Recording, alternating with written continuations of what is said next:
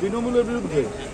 উনি ভোট পাখি, বছরে 5 বছরে একবার আসবেন, আসেননি তো তৃণমূলের বিরুদ্ধে বলার জন্য।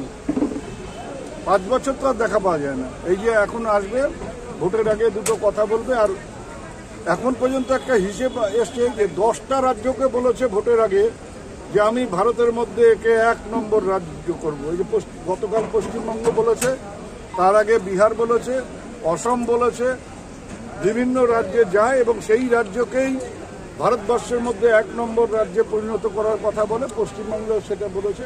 ওনার কথা কেউ বিশ্বাস করে না। উনি একেবারে মানে বাংলা ভাষায়, মানে একেবারে আমাদের রাস্তার ভাষায় যেটাকে বলে ঢপবাজ। ওনার চাইতে বড় ঢপবাজ ভারতবর্ষের রাজনীতিতে কম আছে। কর্মীদের সাথে মানে কর্মীদের সাথে এদের সাথে নতুন করে কি হবে? এদের সাথে তো প্রত্যেক দিনই আমার দেখা হয়, কথা হয়, নাহলে যোগাযোগ হয় কোনো না কোনোভাবে। এমন কেউ বলতে পারবে না যে গত 7 দিন 10 দিন, আমি 7 দিন কলকাতা আছি, তার আগে আমার সাথে দেখা হয় না বা কথা হয় না। এখানে কেউ নেই, কাজেই নতুন করে কিছু বলার নেই। এরা জানে যে আমি কি চাই বা এরা কি চায় সেটা আমি জানি। হাইকোর্টের তরফে একাধিক গুচ্ছ শর্ত দেওয়া হয়েছে। একটা কথাই আমি বলবো যে হাইকোর্ট নানা রকম শর্ত দিতেই পারে। হাইকোর্টের রায় হবে, হাইকোর্ট যেটা ভালো মনে করবে সেটা বলবে।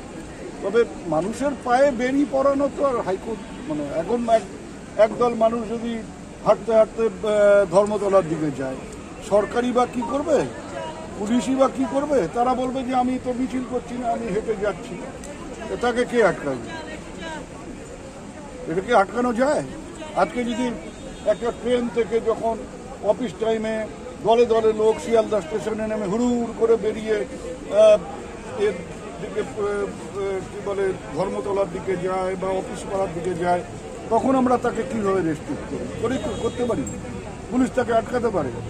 সেই রকম সেই দিন যদি কেউ তার নিজের কাজে যায় বা নিজের লক্ষ্যে যায়, পুলিশ তাকে কতক্ষণ আটকাবে? হয় নাকি?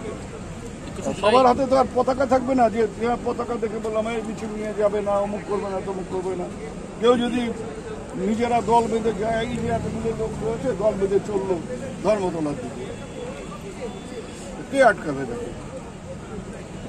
21শে জুলাই উত্তরকন্যা অভিযান রয়েছে। হ্যাঁ, উত্তরকন্যা অভিযান আছে। হাইকোর্ট একটা ভালো কাজ করেছেন, বলা যেতে পারে যে হাইকোর্ট শুভেন্দু অধিকারীর মুখটাকে বাঁচিয়ে দিয়েছে। কারণ এমনি গল্প করছিল যে লক্ষাধিক লোকের সমাবেশ হবে, হাইকোর্ট ওটাকে রেস্ট্রিক্ট করে দিয়েছে 10,000। বলবে যে আমাদের লক্ষাধিক টার্গেট ছিল, হাইকোর্টের এই রায়ের জন্য 10,000-এর বেশি লোক জড়ো করতে পারবে না। 10,000-ও পারবে না, কিন্তু ওটা বলবে যে 10,000-এর বেশি করতে পারলাম না। ওটাকে হাইকোর্ট ওর মুখটাকে রক্ষা করবে।